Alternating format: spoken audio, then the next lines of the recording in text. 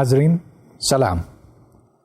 آج آپ نے یقیناً کئی دفعہ کسی سوئچ کو کھولا یا بند کیا ہوگا، اور جب بھی آپ سوئچ کو کھولتے ہیں یا بند کرتے ہیں تو ایک سرکٹ مکمل ہوتا ہے.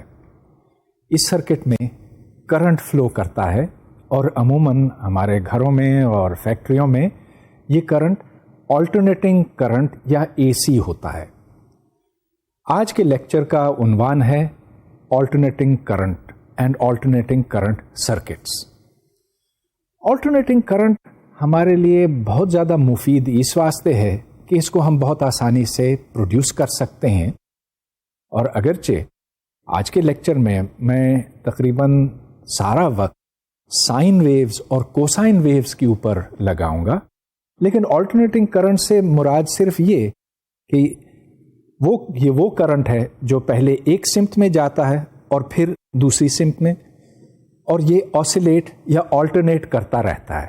تو اگر آپ کسی ایک الیکٹران کو دیکھیں کسی تار کے اندر، تو وہ کبھی یوں جاتا ہے اور کبھی یوں جاتا ہے، اور اوسطاً آن دی ایوریج وہ ایک ہی جگہ پر ٹھہرتا ہے.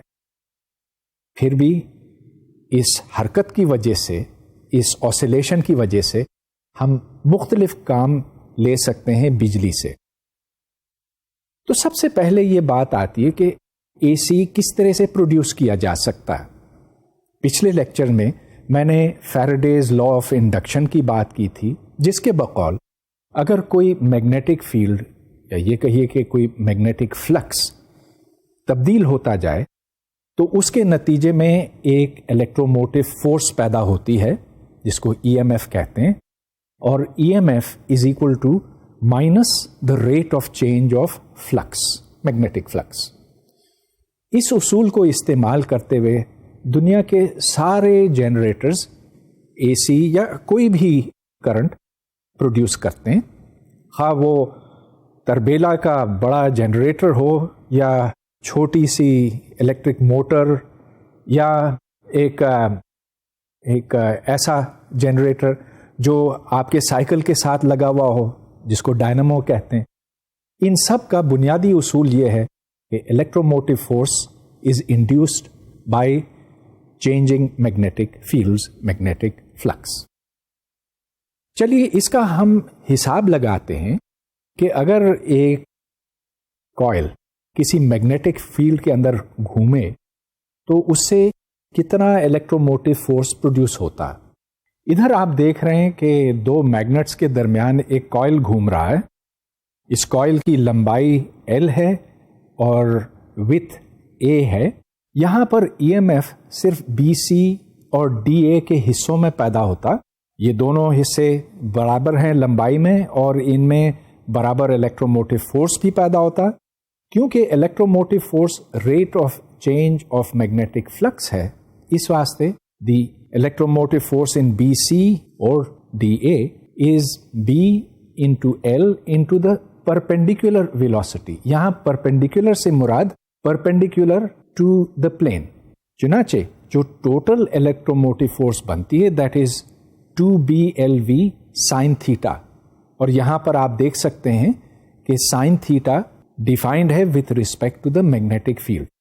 یہ لوپ اگر ایک مستقل سپیڈ کے ساتھ گھومتا جائے، یعنی کہ اینگولر فریکوینسی اومیگا کے ساتھ گھومتا جائے، تو induced electromotive force is E which is equal to 2 into B into L into A over 2 omega sin omega t. اور یہ A over 2 omega اس واسطے آتا ہے کہ V which is the velocity at the tips is equal to A into omega divided by 2. یاد رہے کہ A over 2 تو اس کا ہاف width ہے. یہاں پر آپ یہ دیکھ رہے ہیں کہ سائن اومیگا ٹی آتا ہے، گویا کہ ایک سائن ویو پروڈیوس ہوتی ہے اس گھومنے کے نتیجے میں. اور یہ وجہ ہے کہ آلٹرنیٹنگ کرنٹ پروڈیوس کرنا اتنا آسان ہے. تو صرف اگر ایک کوئل ہو دو میگنٹس کے درمیان، اس سے لازماً اے سی پیدا ہوتا. اب چلیے ہم اے سی کو بہتر طور پر سمجھنا چاہیں گے. پہلی بات تو یہ ہے کہ اگر کرنٹ اس طرف فلو ہوتا ہے تو اتنے ہی وقت کے لیے اس طرف بھی فلو ہوتا ہے. چنانچہ جو ایوریج ویلیو ہے کرنٹ کی یا وولٹیج کی دیٹ از 0. یہاں دیکھیں میں نے الیکٹروموٹیو فورس کو لکھا ہے as E equals E maximum into sin omega t. جتنا وقت یہ پازیٹیو رہتا ہے اتنا ہی وقت یہ نیگیٹو بھی رہتا ہے. چنانچہ اس ای ایم ایف کی ایوریج ویلیو 0 ہے. لیکن اگر ایوریج 0 ہے تو اس کا مطلب یہ نہیں کہ بجلی نہیں ہے، کہ کرنٹ نہیں فلو ہوتا. اگر آپ اس کا اسکوائر لیں، اور اسکوائر کیوں لیا جائے؟ یاد رہے کہ power is proportional to V square divided by R. گویا کہ جو الیکٹروموٹیو فورس ہے اس کو آپ اسکوائر کرتے ہیں اور پھر ریزسٹنس سے ڈیوائڈ کرتے ہیں. بنیادی بات یہ ہے کہ ایک ریزسٹر کو کوئی فرق نہیں پڑتا آیا کہ کرنٹ اس طرف جا رہا ہو یا اس طرف، اس میں ڈسیپیشن، اس میں پاور اسی طرح سے خرچ ہوتا ہے. اب ایک اور بات کہ ہم اے سی کو کس طرح سے میجر کر سکتے ہیں اور کس طرح سے دیکھ سکتے ہیں. اب آپ یہ دیکھیں کہ ڈی سی کے لیے تو آپ ایک عام میٹر استعمال کر سکتے ہیں کیونکہ اس کی سوئی ایک ہی جگہ آ کے ٹھہر جاتی ہے. لیکن اگر آپ اے سی دیکھنا چاہیں تو اس سوئی کو کتنی دفعہ آگے پیچھے جانا پڑے گا ہر سیکنڈ میں. جو ہماری عام بجلی ہے گھروں کی، ان تاروں میں اس میں 50 دفعہ ایک سیکنڈ میں بجلی اس طرف اور پھر اس طرف جاتی ہے. تو ظاہر ہے کہ کوئی میٹر 50 دفعہ تو ایک سیکنڈ میں آگے پیچھے نہیں جا سکتا. لہذا اے سی کو دیکھنے کے واسطے ہم اوسیلوسکوپ استعمال کرتے ہیں. تو اس وقت میں نے اس کے اوپر ایک اے سی سگنل آپ کے سامنے رکھا ہوا ہے، اور اے سی سگنل کی پہچان 2 لحاظ سے ہوتی ہے. ایک یہ کہ اس کا ایمپلیٹیوڈ کتنا ہے، گویا کہ جو میکسیمم وولٹیج یا میکسیمم کرنٹ ہے اس کی مقدار کتنی ہے، اور دوسرے یہ کہ یہ کتنی تیزی کے ساتھ اوپر اور نیچے جاتا ہے، یا دوسرے لفظوں میں اس کی فریکوینسی کتنی ہے، ایک سیکنڈ کے اندر یہ کتنی دفعہ سائیکلز مکمل کرتا ہے. اس وقت میں نے ایک خاص ایمپلیٹیوڈ یا سائز رکھا ہوا ہے. اب میں اس کو بڑھا سکتا ہوں. تو یہ ایک سگنل جنریٹر ہے جس کے اوپر میں نے اپنا ہاتھ رکھا ہوا ہے، اور سگنل جنریٹر سے اے سی وولٹیج پیدا ہوتی ہے اور وہ وولٹیج اس اوسیلوسکوپ میں جا رہی ہے. اب میں اس کے ایمپلیٹیوڈ کو کم کر سکتا ہوں، اور کم کر رہا ہوں پھر بڑھا رہا ہوں. اب میں اس کی فریکوینسی تبدیل کروں گا. تو اب آپ یہ دیکھیں کہ فریکوینسی بڑھ گئی. گویا کہ ایک سیکنڈ کے اندر اب زیادہ مرتبہ یہ اوپر اور نیچے جائے گا، یا دوسرے لفظوں میں ایک سیکنڈ میں زیادہ سائیکلز مکمل ہوں گی. اب میں فریکوینسی کو کم کروں گا تو یہ کم ہوتا جا رہا، اور اس طرح سے ہم ڈائریکٹلی اے سی کو اوسیلوسکوپ کے اوپر دیکھ سکتے ہیں.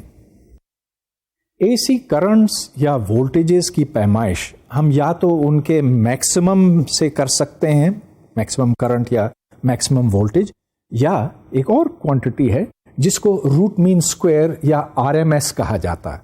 اب میں اس کی تھوڑی سی تفصیل آپ کو بتانا چاہوں گا.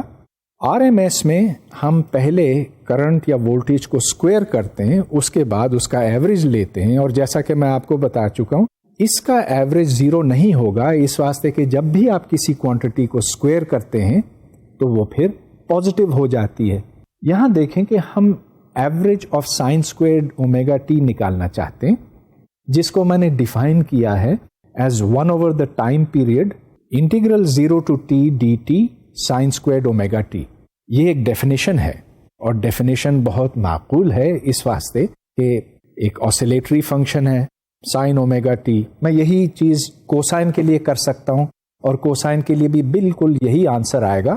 تو سائن کو میں نے اسکوائر کیا ہے اور پھر اس کو ٹائم پیریڈ کے ساتھ ڈیوائڈ کیا ہے اور انٹیگریٹ کیا ہے 0 سے t تک. t از دا ٹائم پیریڈ. یہاں اومیگا اور کیپٹل ٹی کا ریلیشن بنتا ہے omega is 2 pi divided by T. اب چلیے ہم اس انٹیگرل کو حل کرتے ہیں، لیکن یہ بہت آسان انٹیگرل ہے اس واسطے کہ سائن اسکوائرڈ اومیگا ٹی کو آپ لکھ سکتے ہیں as 1 minus cosine of 2 omega T divided by 2. یہ چھوٹی سی ٹریگنومیٹرک آئیڈینٹی ہے، مجھے امید ہے آپ کو یاد ہوگی. بہرحال اب یہاں پر کوسائن آف 2 اومیگا ٹی آ گیا.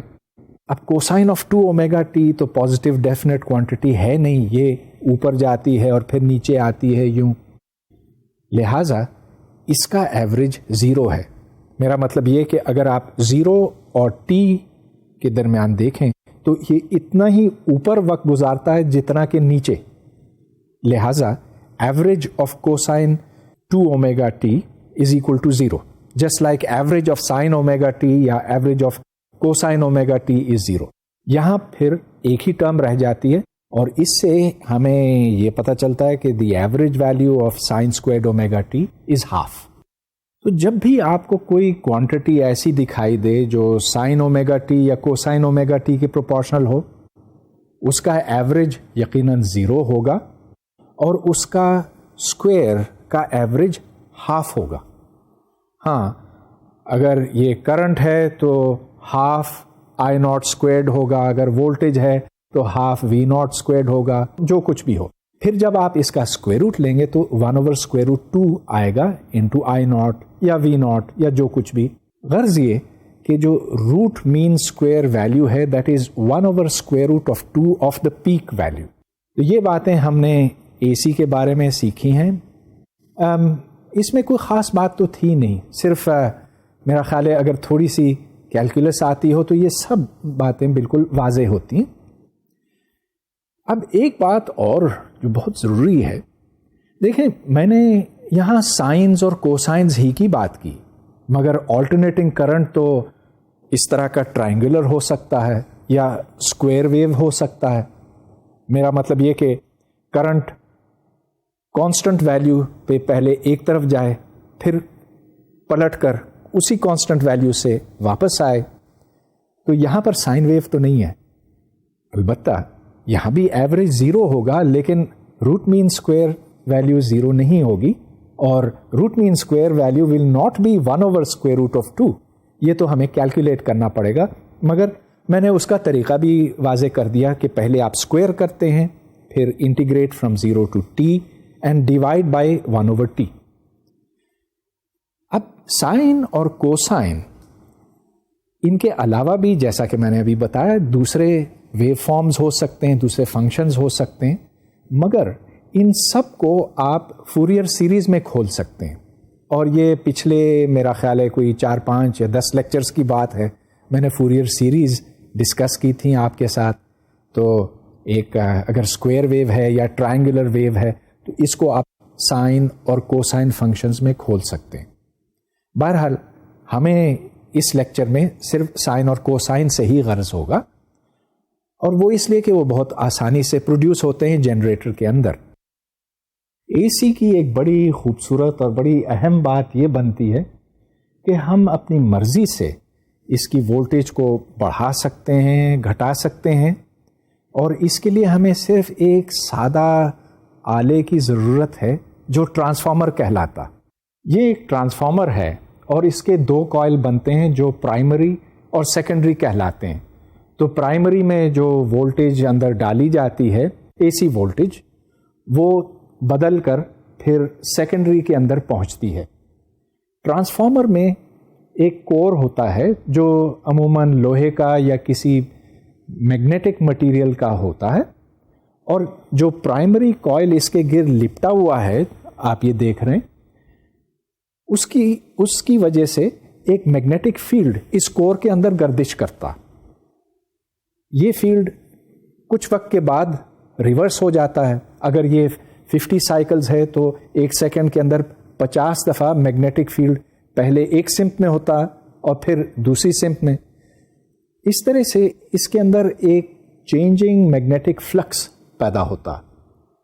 اب یہ دیکھیں کہ جو سیکنڈری کوائل ہے، سیکنڈری کوائل کے اندر سے ایک چینجنگ میگنیٹک فیلڈ گزر رہا، اور اس وجہ سے اس کے اندر فیراڈیز لا کے بقول ایک کرنٹ انڈیوس ہونا چاہیے, EMF انڈیوس ہونا چاہیے, اور اس کی مقدار کتنی ہوگی؟ Rate of change of the flux through the coil.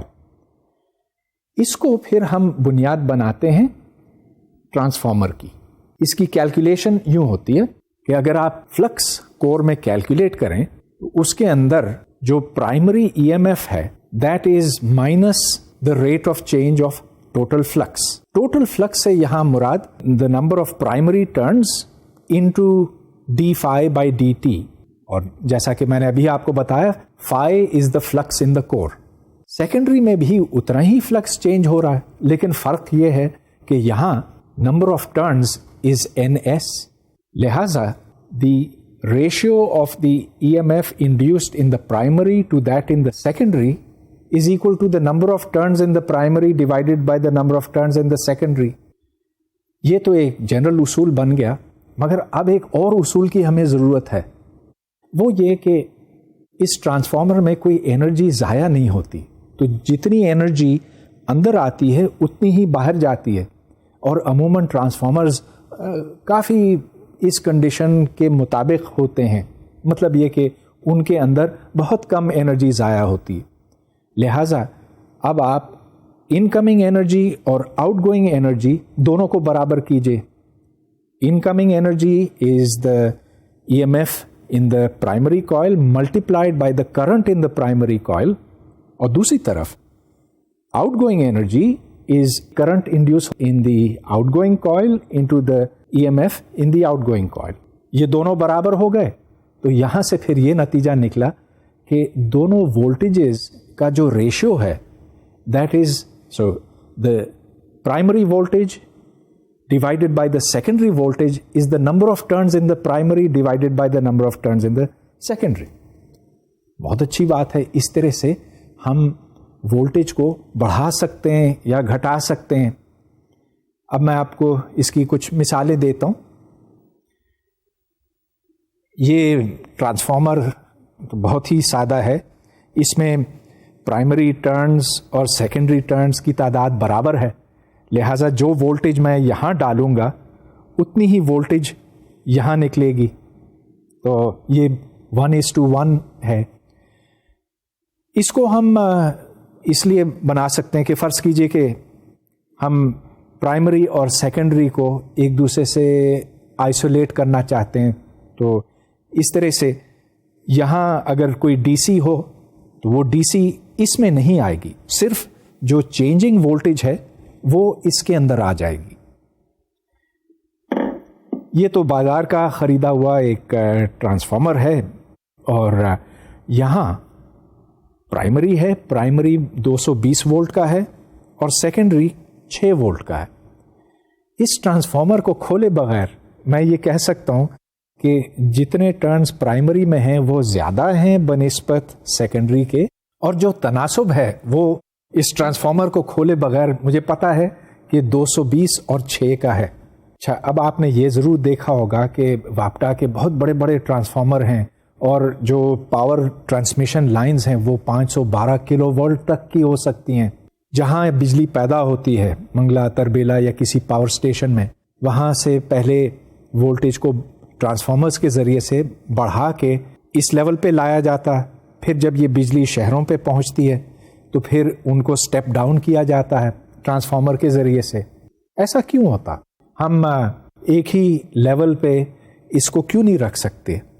اور اس سے پھر ایک اور سوال یہ کہ ہم پھر DC کیوں نہیں استعمال کرتے؟ اس کی وجہ یہ ہے کہ آپ کو یاد ہوگا کہ power dissipated in a register is I²R, square of the current into the resistance. تو تاروں کی کچھ ریزسٹنس ہوتی ہے, اور جتنا زیادہ کرنٹ ان سے گزرے گا اسی حساب سے پاور ان میں زیادہ ضائع ہوگا. اب ہم اتنی موٹی تاریں تو بنا نہیں سکتے, جو میکسیمم موٹائی ہوتی ہے وہ تقریباً اتنی ہوتی ہے.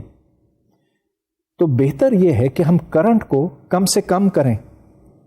اسی لیے ہم ٹرانسفارمرز کے ذریعے سے وولٹیج کو بڑھاتے ہیں, اور اس طرح سے کرنٹ کم ہو جاتا ہے. مگر جو دونوں کا پروڈکٹ ہے وولٹیج انٹو کرنٹ, یہ تو نہیں تبدیل ہوتا.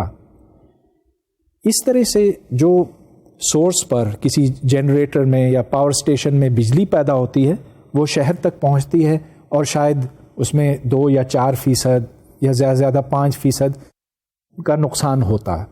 اگر ہم ڈی سی استعمال کرتے تو پھر تو سمجھ لیجئے کہ آدھے سے زیادہ بلکہ کیا 90% بجلی ضائع ہو جاتی. یہ سارا کمال ٹرانسفارمر کا ہے، اور ٹرانسفارمر انڈکٹنس کی ایک مثال ہے. تو یہاں 2 انڈکٹرز ہیں، ایک تو پرائمری میں اور دوسرا سیکنڈری میں. مگر کیا ایک بھی ہو سکتا ہے؟ اور اگر ہے تو اس کے کیا اثرات ہوں گے؟ میں نے یہ ایک انڈکٹر یوں رکھا ہوا ہے، دیکھیں یہ ایک کوئل ہے جو میں نے کسی لوہے کے راڈ کے اوپر یوں لپیٹا. اب ظاہر ہے کہ جب اس میں سے کوئی کرنٹ گزرے گا تو اس میں میگنیٹک فیلڈ پیدا ہوگا، اور اگر یہ میگنیٹک فیلڈ پیدا ہوتا اور یہ بدلتا ہے، گھٹتا ہے یا بڑھتا ہے، تو اس کے نتیجے میں فیراڈیز لا کے مطابق ایک کرنٹ انڈیوس ہونا چاہیے. اس کو ہم سیلف انڈکٹنس کہتے ہیں. تو سیلف انڈکٹنس ایک پراپرٹی ہے ہر کوئل کی اور ہر تار کی.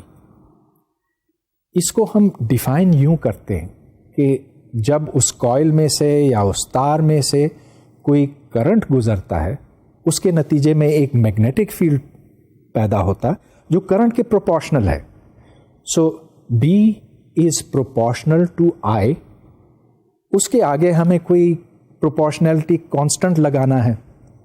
یہ پروپورشنلٹی کانسٹنٹ زیادہ یا کم ہوگا، اس کا انحصار اس کے اوپر ہے کہ کتنی ٹرنز ہیں، کہ اس کوئل کی موٹائی کتنی ہے وغیرہ. انڈکٹنس کی ڈیفینیشن آپ کے سامنے ہے.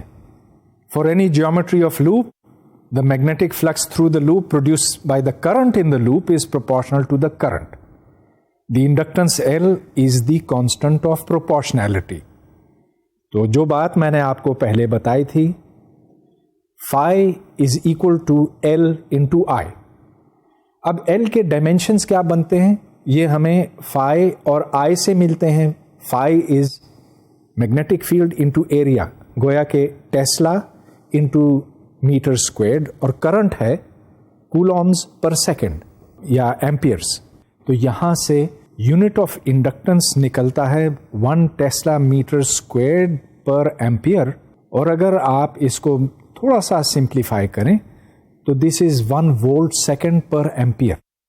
یہاں پر انڈکٹنس ایک جیومیٹریکل کوانٹٹی ہے.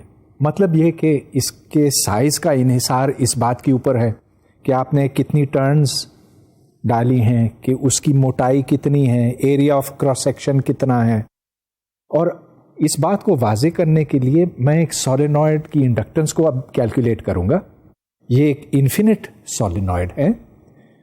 اس کا مطلب یہ ہوا کہ جو اینڈ ایفیکٹس ہیں ان کو ہم اگنور کریں گے. اگر یہ ایک چھوٹا سولینوئڈ ہوتا تو پھر یہ کیلکولیشن زیادہ مشکل ہوتی، مگر لمبا ہونے کی وجہ سے اس کے اندر جو میگنیٹک فیلڈ ہے وہ بالکل یونیفارم ہوگا، اور اس کی ویلیو میں نے پچھلے لیکچر میں نکالی تھی. ادھر صرف ایک کوانٹٹی ہمیں چاہیے ہوتی ہے، number of turns per unit length. So the inductance is proportional to the number of turns per unit length. اور اگر ہم نمبر آف ٹرنز جاننا چاہیں تو number of turns per unit length کو لینتھ سے ملٹیپلائی کرنا ہوتا. چلیے اب ہم یہ انڈکٹنس کی کیلکولیشن کرتے ہیں.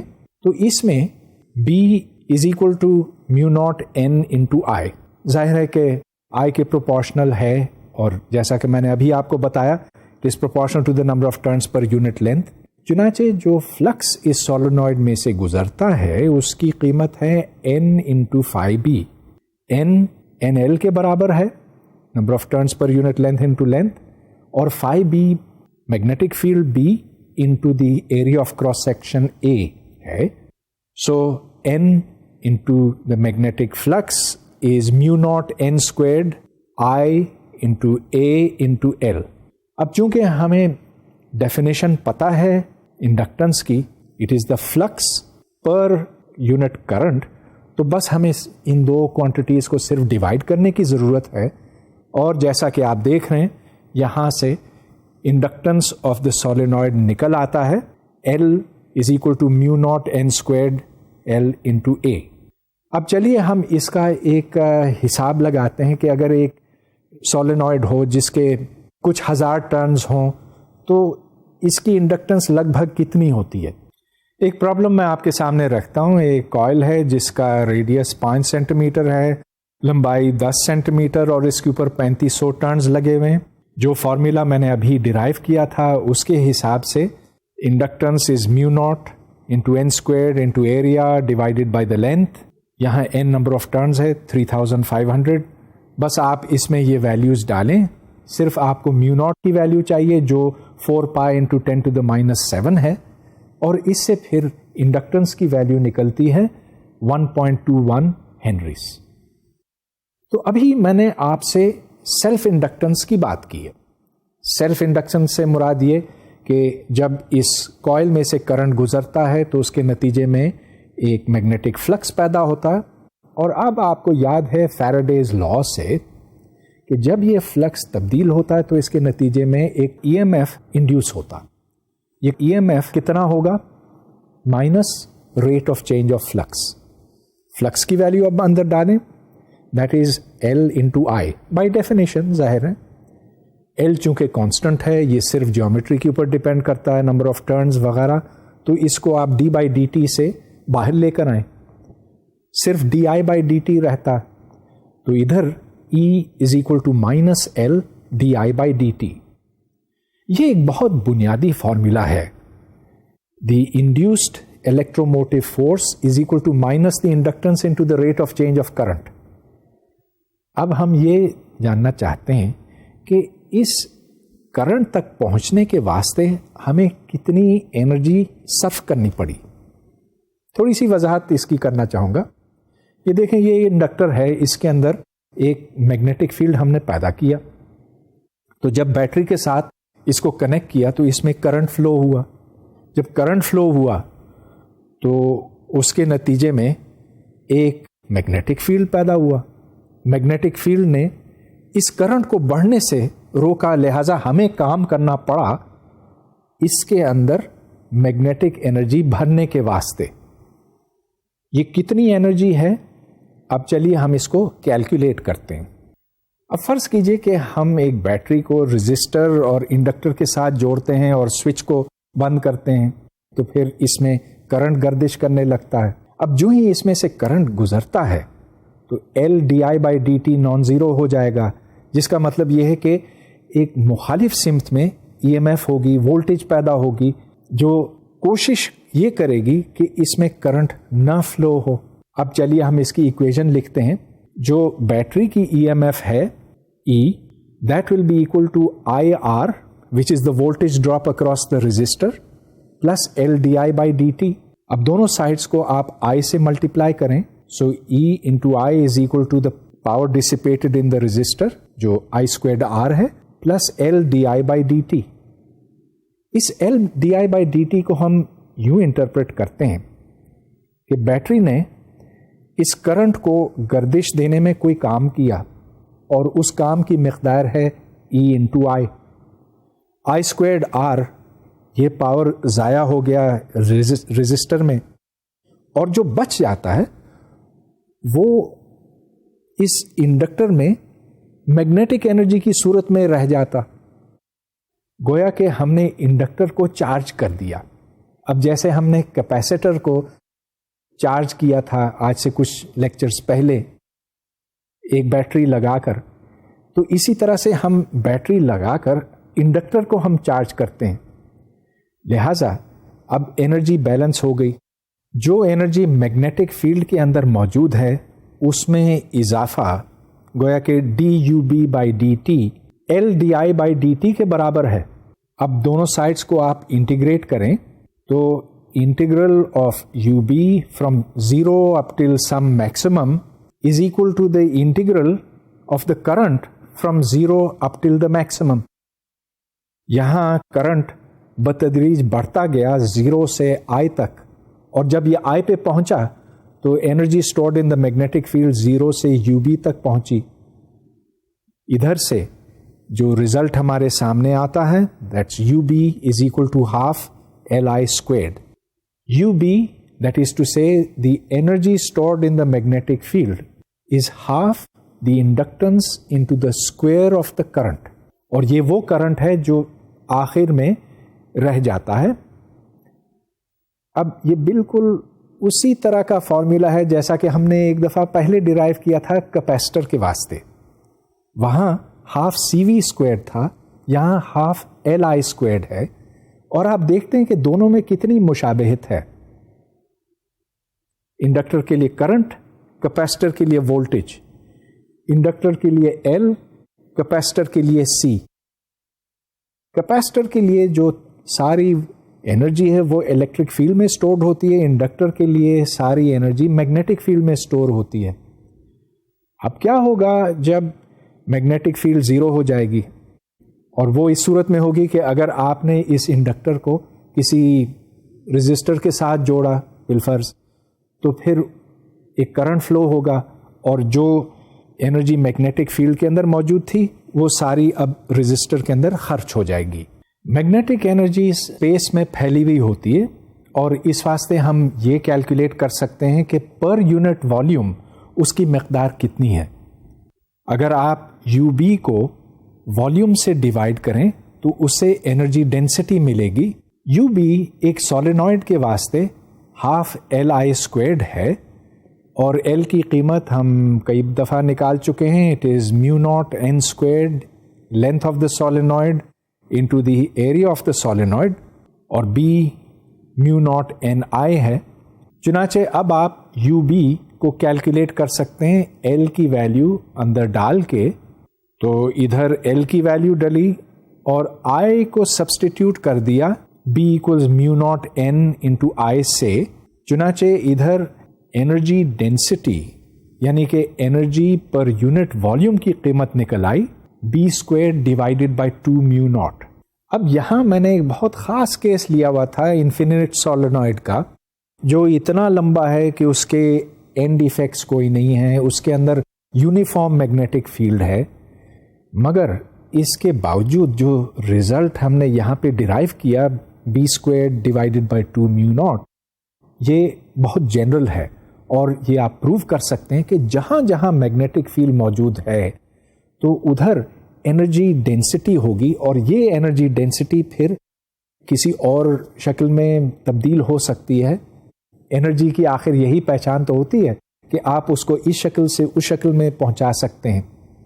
So magnetic to electric, electric to mechanical, mechanical to heat, جو کچھ بھی. بہرحال یہ ہم نے سولینوئڈ کے لیے ڈسکور کیا B square divided by 2 mu naught. اور چلیے اب ایک اندازہ لگاتے ہیں کہ یہ کتنی انرجی ہے. ایک سولینوئڈ میں ہم انرجی کیلکولیٹ کریں گے فار اے 1 ٹیسلا فیلڈ. اس سے جو انرجی ڈینسٹی بنتی ہے that is B square divided by 2 mu naught. تھوڑا سا حساب لگائیے کہ 1 ٹیسلا کتنا بنتا ہے. اگر آپ اس کو جولز پر کیوبک میٹر میں کنورٹ کریں تو یہ چند سٹیپس آپ کے سامنے ہیں. اس کے نتیجے میں the amount of energy stored per unit volume یعنی کہ per cubic metre is 3.98 times 10 to the power 5 joules. A C circuit سے ہم تھوڑا سا دور ہٹ گئے, لیکن اس تک لوٹنے سے پہلے میں ایک پرابلم سالو کرنا چاہوں گا جس میں رزسٹر اور انڈکٹر دونوں موجود ہیں, اور اس میں ایک بیٹری ہے جو کنیکٹ کی جاتی ہے انڈکٹر اور رزسٹر کے ساتھ. جیسا کہ میں نے آپ کو پہلے بتایا کہ جو ہی آپ اس کو کنیکٹ کریں تو ایک بیک ای ایم ایف پیدا ہوگی جو کرنٹ کو بڑھنے سے روکے گی, لیکن بالآخر کرنٹ اپنے میکسیمم ویلیو پر پہنچ جائے گا, اور یہ میکسیمم ویلیو ہے وولٹیج آف دا بیٹری یا اس کی E M F divided by R. اس کی ایکویشن کو ہم اب سالو کرنا چاہیں گے جو کہ مشکل کام نہیں ہے. تو یہ دیکھیں کہ L D I by D T plus I into R is equal to the electromotive force. وہ اس لیے کہ رزسٹر کے across voltage I into R ہے اور انڈکٹر کے across L into di by dt ہے اور دونوں کی جمع الیکٹروموٹیو فورس کے برابر ہونی چاہیے. اس کا سولوشن بہت آسان ہے. آپ اگر یہ سولوشن اس میں ڈالیں اور صرف اس بات کو یاد رکھیں کہ the derivative of the exponential is the exponential itself. اگر آپ D by D X of E to the X لیتے ہیں تو اس سے ای ٹو دی ایکس ملتا ہے, اور اگر E to the minus X کا ڈیریویٹو لیتے ہیں وتھ ریسپیکٹ ٹو ایکس تو minus E to the minus X ملتا. صرف یہی ہمیں چاہیے اس کے سولوشن کو چیک کرنے کے واسطے. مگر یہ دیکھ لیجئے آپ کے سامنے ہے solution. I of t is equal to e over r into 1 minus exponential minus t divided by tau. ادھر میں نے tau ڈیفائن کیا ہے جو ایل آر ٹائم کانسٹنٹ کہلاتا ہے یا صرف ٹائم کانسٹنٹ کہلاتا ہے. It is L divided by R, اور یہ وہ ٹائم بتاتا ہے جس کے بعد کرنٹ اپنے میکسیمم پر پہنچ چکا ہوتا یا اس کے نزدیک پہنچ چکا ہوتا. So if T is equal to tau تو ایکسپونینشیل بن جاتا ہے ای ٹو دا مائنس 1, اور ای 1/2.7 کچھ ہے تو 1/2.7 جو ہے وہ 0.3 کے لگ بھگ ہے. 1 minus 0.3 is about 0.7. لہذا یہ کرنٹ جو ہے اپنے 0.7 آف دا میکسیمم پر پہنچ جائے گا after time T equal to tau, اور اس واسطے ٹائم کانسٹنٹ کی بڑی اہمیت بنتی ہے. تو یہ ایک رزسٹر اور انڈکٹر کا کیس تھا. اسی طرح سے ہم ایک رزسٹر اور کیپیسٹر کا کیس سالو کر چکے ہیں, لیکن میں آپ کی تھوڑی سی یاد دہانی کراتا ہوں کیونکہ یہ ضروری ہے اس سے قبل کہ ہم آلٹرنیٹنگ کرنٹس کی دوبارہ بات کریں. کیپیسٹر کے لیے C is equal to Q divided by V یا Q is equal to VC, اور اس کے اندر جو انرجی اسٹورڈ ہے that is half Q square divided by C یا ہاف CV اسکوائرڈ. اور جب ہم کیپیسٹر کو رزسٹر اور بیٹری کے ساتھ جوڑتے ہیں تو کرنٹ کچھ دیر کے لیے فلو ہوتا, اس کے بعد یہ ختم ہو جاتا ہے. کتنی دیر کے بعد ختم ہوتا یہ اس ٹائم کانسٹنٹ کے اوپر منحصر ہے جو رزسٹر اور کیپیسٹر کا ہوتا ہے, اور یہ ٹائم کانسٹنٹ آپ کو یاد ہوگا ایک پچھلے لیکچر سے RC کے برابر ہے. چلیے ہم اس ایکویژن کو دوبارہ سے سالو کرتے ہیں. تو ادھر آپ دیکھتے ہیں کہ the voltage across the capacitor plus the voltage across the resistor is equal to 0. کوئی بیٹری نہیں لگی ہے. اس کا سولوشن ہے I is equal to I naught E to the minus T divided by RC, اور RC کو ہم time constant کہتے ہیں for a resistor and capacitor. اب چلیے ہمیں کئی باتیں سمجھ آ چکی ہیں کہ اگر ایک کیپیسٹر ہو اور ایک انڈکٹر ہو اور ان کو ہم رزسٹر کے تھرو ایک بیٹری سے کنیکٹ کریں تو پھر کیا ہوگا. اگلا مسئلہ یہ ہے کہ اگر کیپیسٹر اور انڈکٹر صرف یہ دو موجود ہوں اور کوئی رزسٹر نہ ہو تو پھر کیا ہوگا.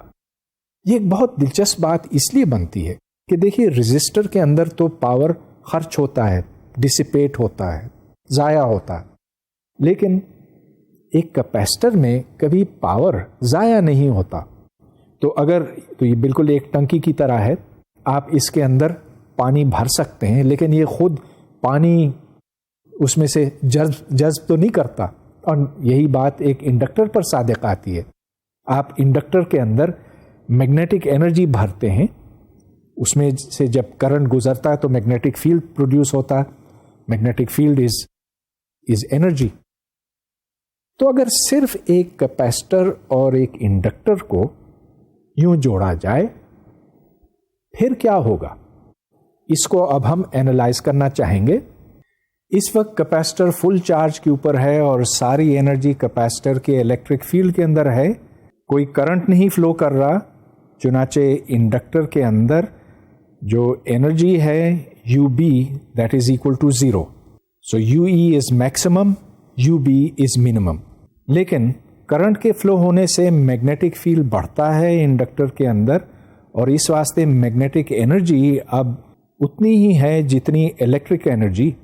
یہ مزید بڑھتا ہے. اس وقت کیپیسٹر خالی ہو چکا ہے, ساری انرجی میگنیٹک فیلڈ میں ہے, اور اب دوبارہ سے الیکٹرک اور میگنیٹک انرجیز برابر ہو گئے. اس وقت پھر وہ صورتحال پیدا ہوئی جو پہلے تھی, گویا کہ ساری انرجی کیپیسٹر کے اندر ہے, الیکٹرک فیلڈ میں ہے, اور میگنیٹک میں زیرو ہے. یہ سلسلہ چلتا رہے گا, اور یہ کس رفتار پہ ہوگا اب ہمیں یہ کیلکولیٹ کرنے کی ضرورت ہے. بنیادی بات یہ ہے کہ the total energy is equal to a constant. تو اگر آپ you be plus U E لیں تو کبھی یو بی بڑا ہے اور کبھی یو ای بڑا ہے, لیکن دونوں کا سم کانسٹنٹ رہتا ہے. اگر کوئی کانسٹنٹ ہے تو وقت کے ساتھ یہ چینج نہیں ہوتا. آپ اس کا ڈی بائی ڈی ٹی لیں تو وہ بھی زیرو ہوگا. So zero is equal to D by D T of U E plus U B. یہاں یو ای اور یو بی کا فارمولا ڈالیں. So D by D T of half L I squared plus half Q squared over C is equal to zero. اب آپ کو یاد ہے کہ current is rate of flow of charge, گویا کہ I is equal to D Q by D T. اور اگر آپ کرنٹ کا پھر ڈیریویٹو لیتے ہیں, D I by D T is equal to then D two Q by D T squared. جس ایکویژن کو ابھی آپ دیکھ رہے ہیں اس کو جب آپ ڈفرینشیٹ کرتے ہیں وتھ ریسپیکٹ ٹو ٹائم تو یہاں سے L into two I D I by D T آتا ہے, لیکن وہ ٹو ہاف کے ساتھ کٹ جاتا ہے, چنانچہ یہ بنتا ہے L into I into D I by D T. دوسری ٹرم ہے Q into D Q by D T into one over C, اور D Q by D T کو آپ آئی سے ریپلیس کریں گے. چنانچہ ایک بہت سادہ ایکویژن ہمارے سامنے آتی ہے. یہ ایک ایسی ایکویژن ہے جس کو آپ نے بار بار دیکھا ہے, D two Q D T squared plus omega squared Q is equal to zero. یہاں اومیگا اسکوائرڈ سے مراد 1 اوور ایل سی ہے, اور یہ بالکل وہی ایکویژن ہے جو ہم نے سمپل ہارمونک آسیلیٹر کے لیے دیکھی تھی. It has solutions sine of omega T یا کوسائن آف اومیگا ٹی. یہاں پر جو اومیگا ہے اس کو ہم آسیلیشن فریکوینسی کہتے ہیں. تو یہ اس طرح کی بات ہے کہ پہلے ساری انرجی کیپیسٹر میں ہے, پھر ساری انرجی انڈکٹر میں ہے, اور یہ آسیلیٹ کرتے رہتے ہیں. تو دی frequency at which the energy is exchanged between the inductor and the capacitor, this is the frequency of oscillation. یہ بہت اہم فارمولا بنتا ہے کہ اگر ایک کیپیسٹر C اور ایک انڈکٹر L ہو تو omega which is the oscillation frequency is 1 over the square root of LC. یہاں سے پھر آپ ٹائم پیریڈ بھی نکال سکتے ہیں, نکالنا چاہیں تو یاد رہے کہ omega is equal to 2 pi divided by the time period T. ابھی تک میں نے صرف ڈی سی سورسز کے ساتھ رزسٹرز, کیپیسٹرز اور انڈکٹرز کو کنیکٹ کر کے دکھایا ہے, لیکن اگر آلٹرنیٹنگ کرنٹ سورس ہو تو پھر کیا فرق پڑے گا؟ رزسٹر کے لیے تو کوئی فرق پڑتا ہی نہیں. میرا مطلب یہ کہ اگر V equals V not sine omega T ہے تو I is equal to V not sine omega T divided by R, اور اس سے جو کرنٹ بنتا ہے وہ بھی سائن اومیگا ٹی کی شکل میں ہے. ہم کہتے ہیں کہ کرنٹ اور وولٹیج دونوں ان فیز چلتے ہیں, مطلب یہ کہ ساتھ ساتھ چلتے ہیں. مگر رزسٹر کے لیے تو یہ بات ٹھیک ہے, کیپیسٹر اور انڈکٹر کے لیے ٹھیک نہیں ہے. چلیے سب سے پہلے انڈکٹر کو دیکھتے ہیں. انڈکٹر کے لیے L D I by D T is equal to V not sine omega T. وہ اس لیے کہ ایک انڈکٹر کے اکراس وولٹیج اتنی ہی بنتی ہے اور ہم نے وی ناٹ سائن اومیگا ٹی اس کے اوپر اپلائی کیا ہے.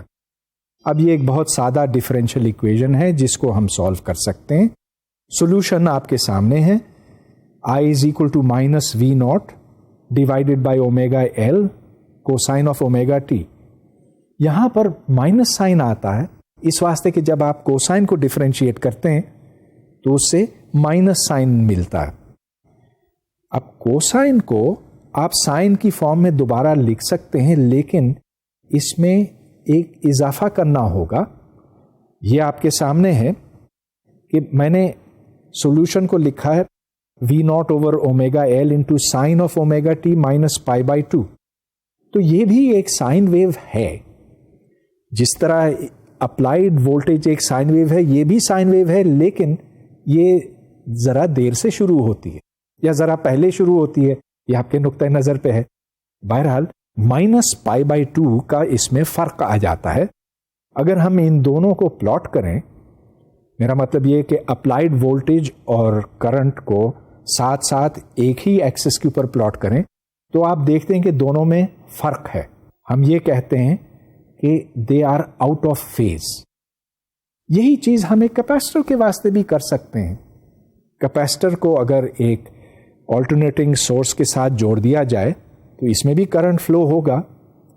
یہاں پر جو کرنٹ ہے وہ ہم چارج سے حاصل کرتے ہیں. ایک کیپیسٹر کے واسطے چارج کیا ہے؟ V into C. V now is the applied voltage which is V naught sin omega t. چنانچہ ادھر سے Q نکل آیا اور current is rate of change of charge, تو اس کو آپ ڈفرینشیٹ کیجئے. I is equal to dq by dt which is omega into C V naught cosine omega t. اور ادھر میں نے cosine of omega t کو لکھا ہے as sine of π/2 minus omega t. ادھر بھی دیکھیے جو اپلائیڈ وولٹیج اور اس کے نتیجے میں جو کرنٹ پیدا ہوتا ہے، ان میں ایک فرق ہے، ایک فیز ڈفرنس ہے. یہ فیز ڈفرنس الٹ ہے اس کا جو ہم نے پہلے کیلکولیٹ کیا تھا انڈکٹر کے واسطے. تو اگرچہ یہاں بھی سولوشن سائن ہے جس طرح پہلے تھا، لیکن ان میں اب ایک فیز ڈفرنس ہے، ایک اینگل کا فرق ہے. گویا کہ یہاں پر کرنٹ پہلے شروع ہوتا ہے اور وولٹیج بعد میں بڑھتا ہے. اب چلیے ہم تینوں کو سامنے ایک ساتھ رکھ کے ان کا مقابلہ کرتے ہیں. So let's compare the R, the L and the C results. Resistor کے واسطے تو جیسا کہ میں نے آپ کو بتایا کوئی فرق ہے ہی نہیں. The current is proportional to sine of omega T. Inductor کے واسطے it is proportional to sine of omega t minus π/2. اور کیپیسٹر کے واسطے یہ sine of π/2 minus omega T ہے، گویا کہ یہ اس کا مائنس ہے. تو 180 degrees out of phase with each other, یا pi out of phase with each other. اس طرح سے ہم نے یہ جان لیا کہ آر، ایل اور سی، رجسٹر، انڈکٹر اور کیپیسٹر کس طرح سے رسپونڈ کرتے ہیں جب ایک آلٹرنیٹنگ وولٹیج ان کے اوپر اپلائی کی جاتی ہے. اب رجسٹر کے لیے تو کوئی فرق نہیں پڑتا، جو کرنٹ ہے وہ وولٹیج کے فیز کے ساتھ ساتھ چلتا ہے. مطلب یہ کہ the current is proportional to the voltage, اور جو مزاحمت ہے وہ آر ہی رہتی ہے. So the current, magnitude of the current is V naught divided by R. لیکن انڈکٹر کے لیے ایسے نہیں ہے. انڈکٹر کے لیے I is equal to V naught divided by omega L. Omega L یہ میجر کرتا ہے کہ انڈکٹر کتنی مزاحمت پیدا کرتا ہے آلٹرنیٹنگ کرنٹ کے واسطے. یہ دو چیزوں کے پروپورشنل ہے، اومیگا اینڈ ایل. یہ کیوں؟ بات بہت آسانی سے سمجھ میں آتی ہے. وہ اس لیے کہ ایل جتنا بڑا ہوگا تو بیک ای ایم ایف اتنی ہی زیادہ ہوگی، اور فریکوینسی جتنی زیادہ ہوگی، مطلب یہ کہ کرنٹ جس تیزی سے آسیلیٹ کرے گا، اگر یہ زیادہ فریکوینسی ہو تو اس کا مطلب یہ کہ وولٹیج بھی زیادہ پیدا ہوگی. یاد رہے کہ دی کرنٹ اور the induced E M F is equal to rate of change of flux. تو یہاں ریٹ آف چینج بہت امپورٹنٹ بات ہے. So we call omega into L the inductive reactance. اور یہ اچھا نام اس واسطے ہے کہ یہ میجر کرتا ہے کہ انڈکٹر ایک آلٹرنیٹنگ کرنٹ کو کتنا ریزسٹ کرتا ہے. How does it react against the current. ایک کیپیسٹر کے لیے اس کا بالکل الٹ ہے.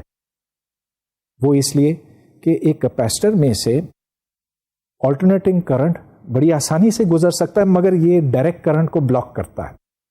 تو اومیگا جتنا بڑھے گا اسی حساب سے آسانی سے اس کیپیسٹر میں سے کرنٹ گزر سکے گا. 1/اومیگا سی کو ہم کیپیسٹیو ریئیکٹنس کہتے ہیں، اور یہ بھی بڑا اچھا نام ہے. کیونکہ اس سے پتہ چلتا ہے کہ یہ کیپیسٹر ایک آلٹرنیٹنگ وولٹیج پر کس طرح سے ریئیکٹ کرتا ہے، رسپونڈ کرتا. ہاں، اگر ایک کیپیسٹر اور ایک انڈکٹر اور ایک رزسٹر ان کو آپ سیریز میں رکھیں یا ان پیرلل رکھیں تو یہ میں حل نہیں کر سکا، کیونکہ اس لیکچر کا وقت ختم ہوا چاہتا ہے. لیکن ختم ہونے سے پہلے میں آپ کو رزسٹر اور کیپیسٹر اور انڈکٹر ان کی ایک خاص بات بتانا چاہتا ہوں. وہ یہ کہ انڈکٹر اور کیپیسٹر ان کے اندر انرجی بھری رہتی ہے، ضائع نہیں ہوتی. دے آر اسٹوریجز اور اسٹور ہاؤسز فار انرجی. آپ ان میں انرجی رکھیں تو انرجی ضائع نہیں ہوتی، ختم نہیں ہوتی. لیکن ایک رزسٹر اس طرح سے نہیں ہے. ایک رزسٹر میں سے جب کرنٹ گزرتا ہے تو اس میں پھر پاور ضائع ہو جاتا ہے. Power is then lost to heat. تو اب فرض کیجئے کہ ایک ایسا سرکٹ ہے جس کے اندر رزسٹر بھی ہے اور کیپیسٹر بھی اور انڈکٹر بھی. تو اس کو اگرچہ میں ابھی سالو نہیں کر سکتا، وقت ختم ہو گیا، لیکن اس میں آسیلیشنز اس طرح سے نہیں ہوں گی جس طرح پیور ایل سی میں ہوتی ہیں. پیور ایل سی میں یہ تھا کہ ساری انرجی ادھر، پھر ساری ادھر، اور پھر یہ یوں فلکچویٹ ہوتا رہتا. اس میں ڈیمپنگ آ جاتی ہے اور کچھ وقت کے بعد یہ آسیلیشنز ختم ہو جاتی ہیں. یہ بھی ختم ہو گئیں اور ہمارے لیکچر کا وقت بھی ختم ہو گیا. اجازت، اور اگلی دفعہ آپ سے الیکٹرو میگنیٹزم پر مزید بات ہوگی. خدا حافظ.